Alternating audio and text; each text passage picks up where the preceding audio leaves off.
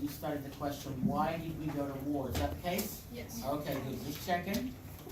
So we'd like to start by just introducing ourselves. Hi, I'm Becca. I'm a student at the University of Maryland. I'm Kenneth Carlson, a retired pastor still serving part-time. And I'm the father of Sonia Billy. Okay, thank you. And my name is Nigel LaRoche. I'm the proud principal here at Dayton Oaks Elementary School.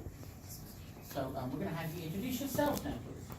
Hello, my name is Nathan Williamson. My favorite historical figure is Dave Hill because he was brave by for the Americans. Hello, my name is Quinn Stedman, and my favorite historical figure is Deborah Sampson because she showed people how amazing women can be.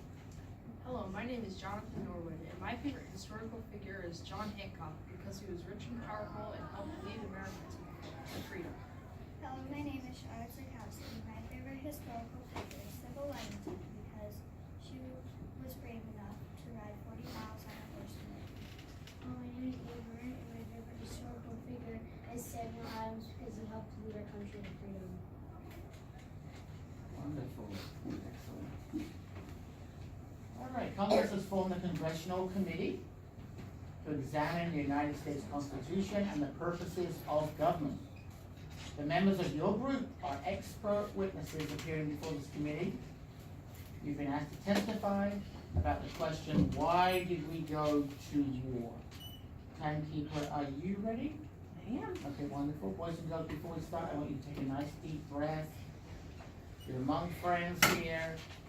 Think about what you know and how you want to present it. You're going to do great. So you can begin. The colonists and the British were not always enemies. They were used to getting along. In fact, they were even allies. Great Britain had the money and resources to help protect and support the colonists even though they were thousands of miles apart. The colonists followed the rules of the monarchy, and in turn, the Army of Great Britain protected them from the Native Americans. The relationship changed when the British started unfairly taxing the colonists. After the 7 Years' War. You mean the French and Indian War? As I was saying, the British were in debt from using all their resources in the war. Their resources were exhausted. Iron, metal, and food and soldiers were limited. So the British created the Stamp Act and the Tea Act to pay back their taxes, to pay back their debt, which made tea and paper super expensive. The colonists got really mad because they had no say in using taxes. That is taxation without representation.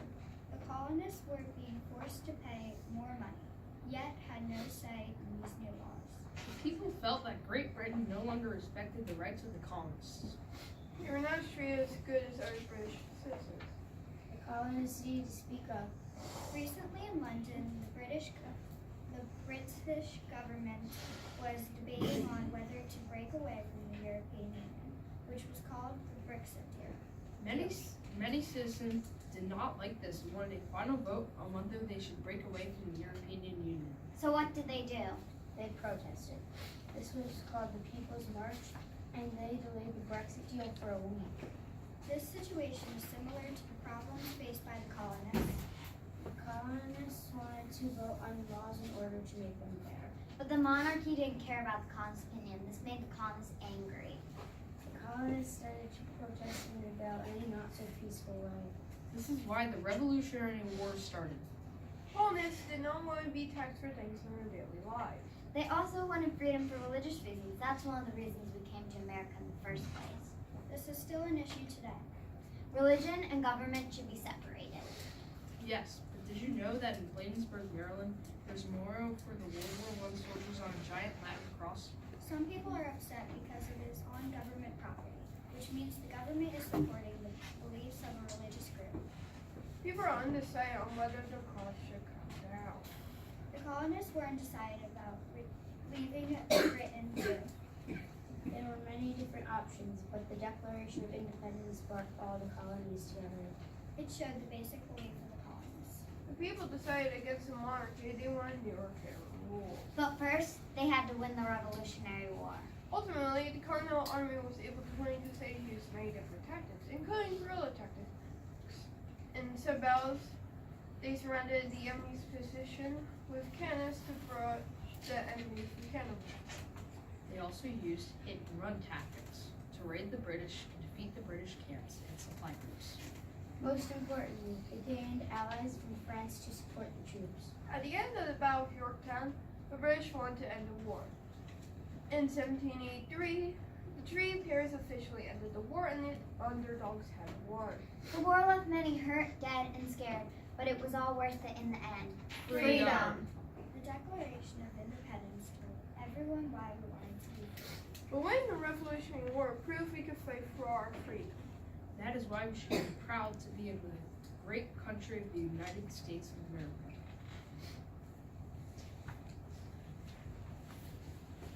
Wonderful, thank you so much for sharing that, you did a great job.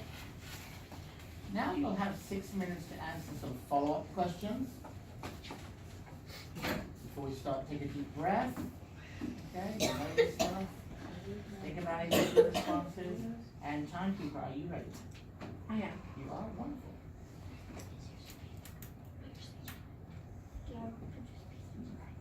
Put your speech inside your shoulder.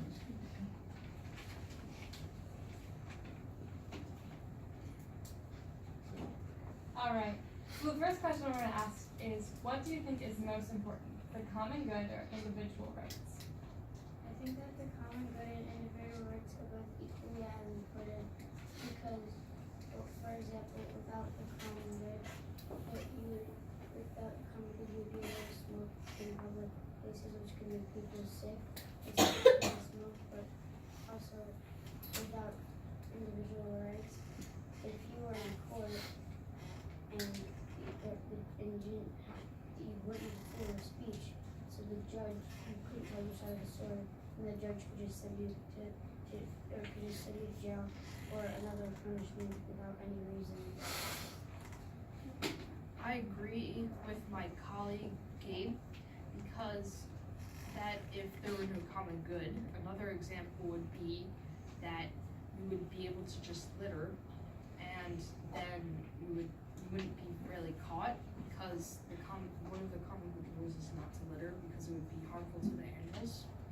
Then if there were no individual rights, then if there was an unfair law or tax that you did not like, you wouldn't be able to speak up because there was no freedom of speech.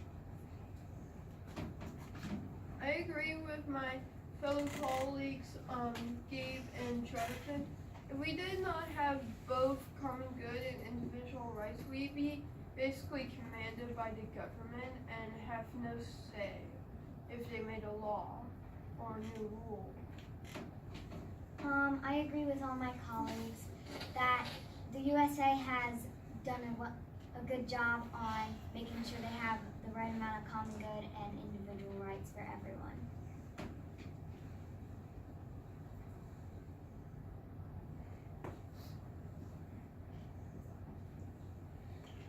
What was the danger? What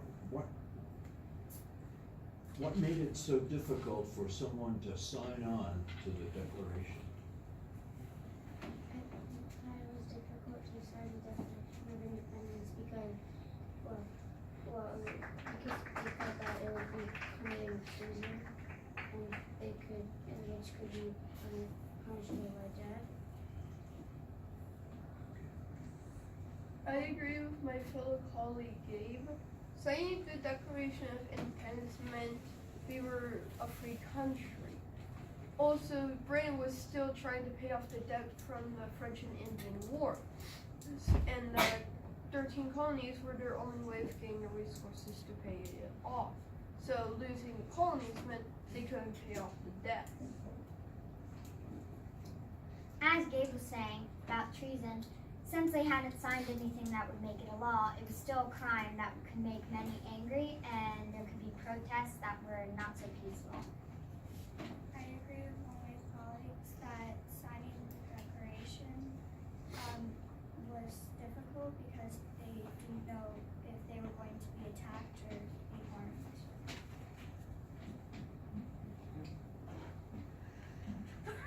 In your opinion, you provided a number of different examples, but in your opinion, what was the most important factor that enabled the colonists to win the Revolutionary War? I believe they were on their homeland and that the British were far away. The British had not spent a lot of time in the 13 colonies, so they didn't know the way around. But the colonists had spent years there, so they knew every route. I disagree. I respectfully disagree with my fellow colleague Nathan.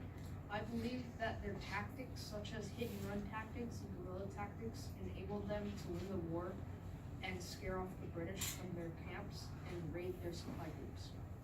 I respectfully disagree with both my colleagues, Nathan and Jonathan.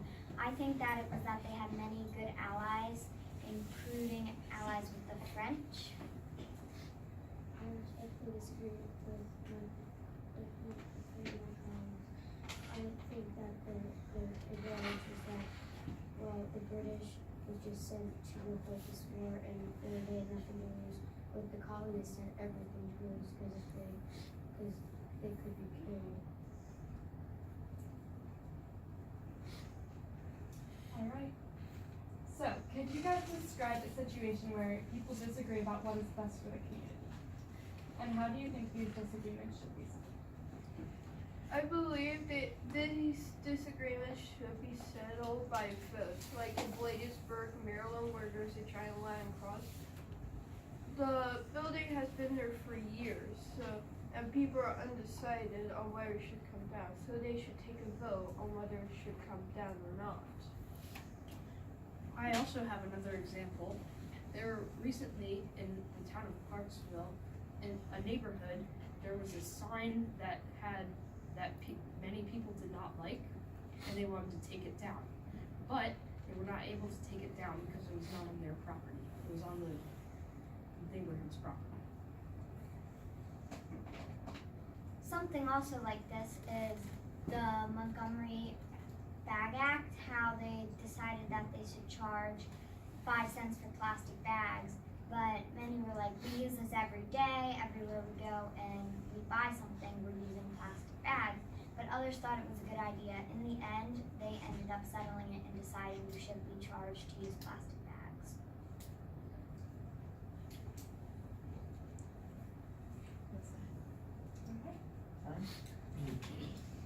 All right, take a deep breath, everyone. Let's give them a round of applause real quick.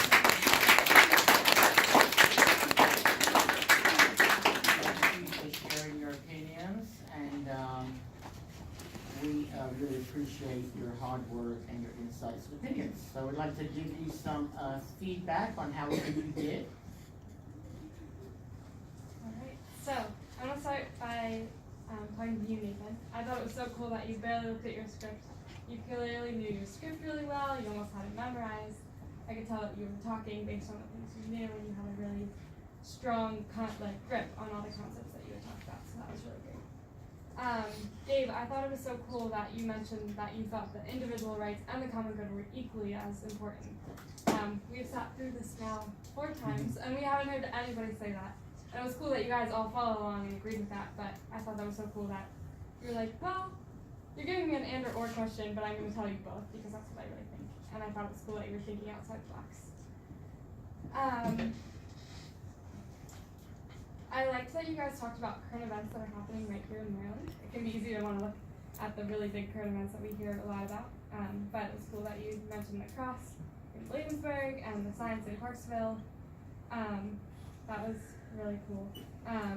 Jonathan, I love how confident you are. You clearly are going to be a big leader someday. You have great vocal quality, and it's really easy to hear you. And yeah, your speech was really interesting, and I'm glad we got to listen to it.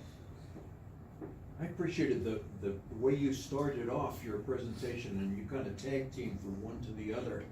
As you talked about, there was no great unity at first, and it gradually developed, and they realized the strengths that they had as a people, and gradually people, the nation came on board and agreed for a common action. That set the stage very, very neatly, I thought.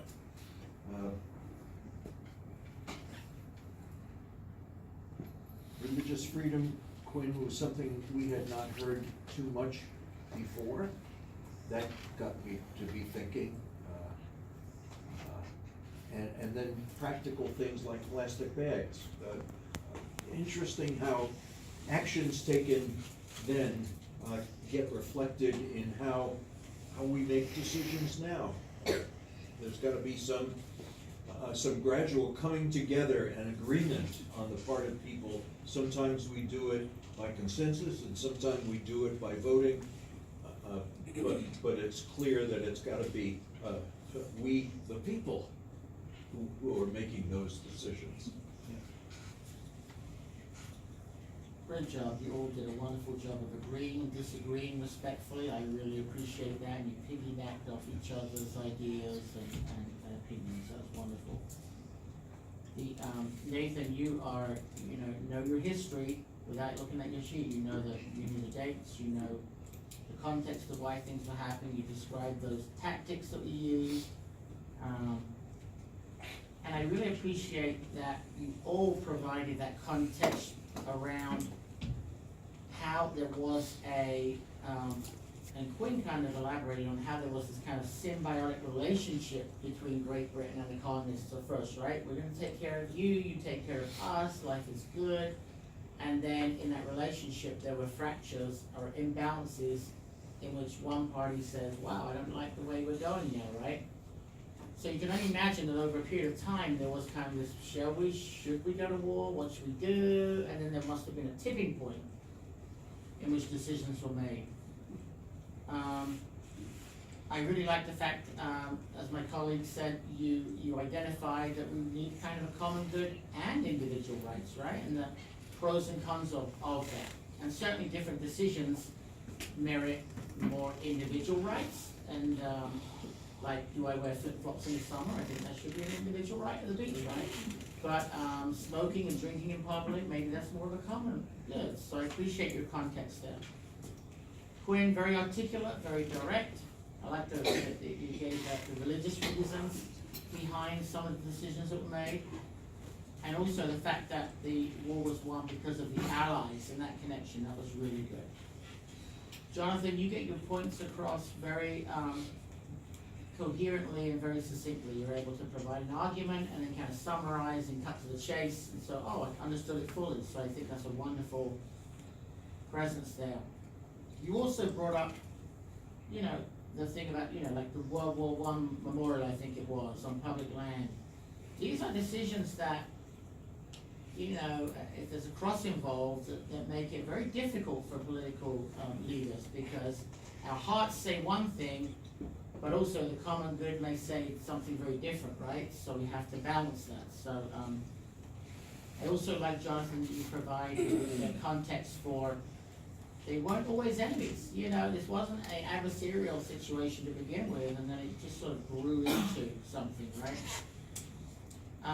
Charlotte, I thought you were very thoughtful. You are a very thoughtful young lady, and I appreciate that when you spoke, I knew there was going to be something kind of profound and really interesting that came out. So I really enjoyed that. And I like the fact that you identified women in history. Like I said to the other group, it's very easy for us to think about those founding fathers, right?